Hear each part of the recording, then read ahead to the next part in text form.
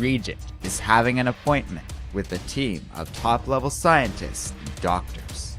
He asks if his augmented body will be able to handle the powers of Spider-Man. His doctor is surprised at this question, as Spidey's powers are mid-level at best. Regent's body should easily be able to handle the new powers, even when coupled with those of the Hulk, Professor Xavier, and 24 other superheroes. But that's not what the Regent is worried about. He wants to know if Spider-Man's powers would fade away if absorbed like the other superpowers he has taken. He goes on to state that Spider-Man's powers are special. The Baron of the Regency needs these abilities to accomplish a great task. In this world, nothing else matters, and in comparison, all the other heroes he has gathered is nothing but a collection of worthless junk. Elsewhere, the Tinkerer works alone in his shop, until Spider-Man enters, asking for a set of inhibitor chips. The old villain is amused at this, knowing that Peter has come to him before regarding this technology. Back then, he was happy to help put an end to Spider-Man. Now, he decides to turn the hero in, activating a silent alarm. Peter's spider sense detects this, but it is too late. The Sinister Six expected Peter to visit the Tinkerer, and Dr. Octopus immediately attacks the shop. Outside, the Sandman observes the rest of the Sinister Six moving towards Spider-Man's location. He contacts S.H.I.E.L.D. and asks what he should do. They are uncertain, as they are stretched thin, having just used a lot of resources to save the Powers family. Mockingbird wants to save the hero, even though Spider-Man abandoned the Avengers long ago. The man leading S.H.I.E.L.D., who appears to be Nick Fury, is uncertain about this, and promises to do what he can. Meanwhile, Spider-Man easily dodges his old enemy's attacks. Octopus has changed over the years, having replaced his own limbs with living metal. But Peter doesn't have time for Octavius's antics, and promptly breaks one of his new arms clean off. As these new limbs are hardwired to his brain, Dr. Octopus is moved to tears over the tremendous pain. Still, he mocks Peter, saying that the villains can't be turned over to the authorities anymore, because now they're in charge. Next time, Octavius will be ready for Spider-Man. But Peter tersely replies, there won't be a next time. Later, the rest of the Sinister Six arrive only to find Octavius badly mauled and crying over his missing arms. Kraven realizes that Peter's behavior is that of a father looking after his cub. He knows his prey, and has a plan to draw Spider-Man out of hiding. At the Parker home, Andy is watching a news broadcast declaring the return of her father. Jameson is back to his old ways, shouting about how Spider-Man is a menace and a threat to everything great the Regent has built over the years. So Mary Jane turns off the TV, but Annie wants to know if the big screaming head guy was right.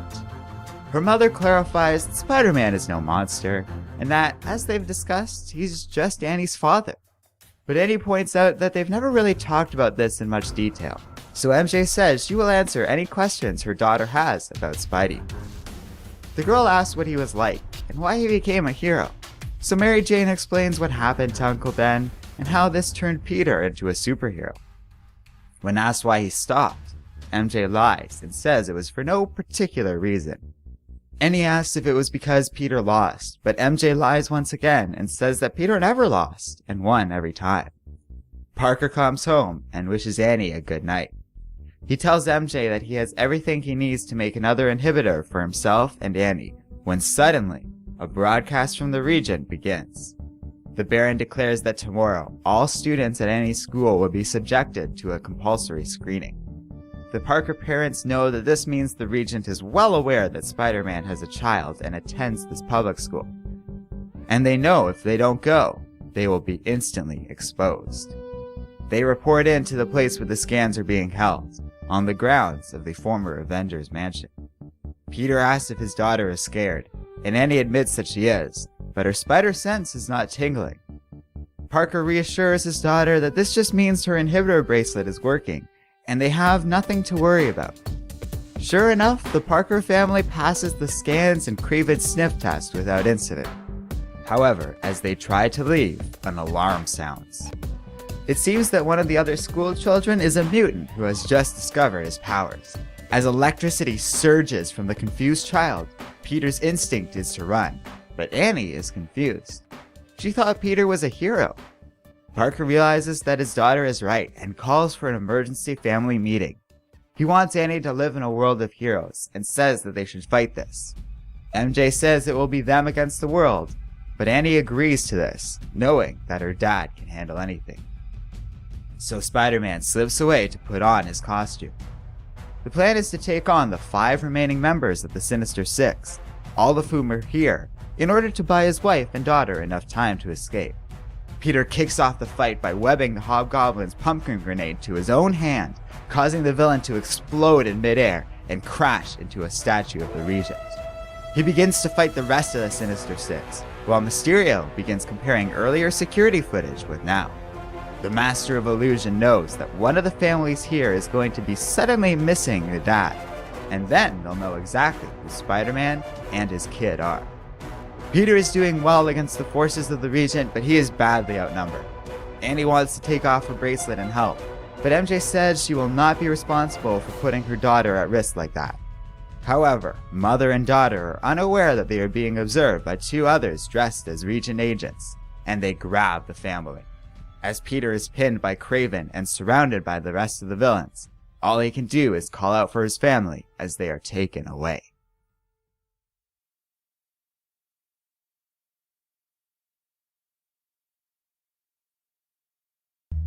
Hello and welcome to Comic Island. My name is Arden, and this is my recap and review of The Amazing Spider-Man Renew Your Vows number 3. Alright, so I've talked at length about this series by now. There isn't a lot to add at this point, as the story and art have largely remained consistent.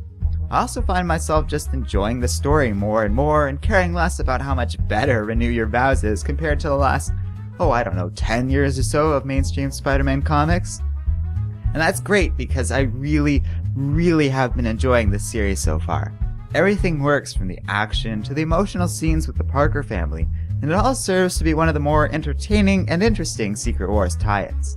This comic is filled with great moments, from the Regency revealing he has big, unspecified plans for Spider-Man, to the Parker family agreeing to become fugitives for the sake of helping others. This story promises a lot and delivers on all of it. I can't wait for the next issue, and it suggests some very cool stuff is coming our way. I enjoy how unhinged Spider-Man is here. It makes sense because these guys can't be turned over to the police, and he needs to get the villains out of the picture. Peter isn't unstable or filled with angst, he's just doing what he has to in order to protect his family. I'm also curious what the Regent has planned exactly, and what's going on with S.H.I.E.L.D., who apparently employs Flint Marko, also known as Sandman, which is kind of awesome. So these next 2 issues are going to be very exciting and super interesting. Personally, I can't wait, and yes, I recommend you check out Renew Your Vows number 3 for yourself. Let me know what you think in the comments section below. And as always, don't forget to like, subscribe, and keep reading comics.